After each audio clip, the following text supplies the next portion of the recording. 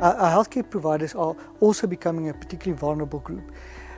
Our healthcare providers cannot stay at home and cannot self-quarantine them. They are there to take care of people who need the care. On top of everything that we've been doing so far, there's this additional pressure. They're afraid of taking these germs back to their homes, to their families. They are working longer hours with increased demands. They are at risk themselves of becoming infected.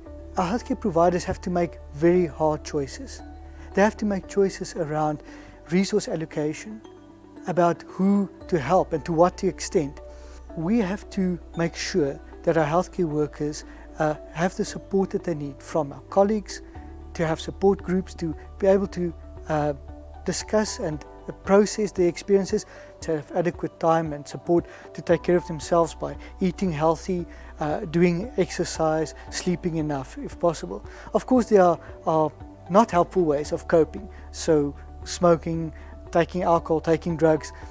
I would advise that we also make sure that our healthcare providers can rotate from a high stress to a low stress environment, so they also have time to recuperate. We know that this condition is worse for people with underlying medical conditions, and that includes mental health conditions. So our patients who already live with mental health concerns could be exacerbated by the threat around them. We assure our mental health care users that they will still have access to their treatment, whether that is pharmacological treatment or psychological treatment, also decrease their sense of isolation and their sense of vulnerability. Our employees play a vital role in managing this disease. There's a lot of anxiety around, will I keep my job? Will I still have my salary? Will I be supported if I or my child get ill? And there are certain guidelines how to manage that in terms of provide adequate and appropriate information, factual, correct and helpful information, to put measures in place helping employees to deal with stress, whether that would be support groups or a forum where questions can be asked, open discussions, or then more formal structures like psychologists or health workers that can assist.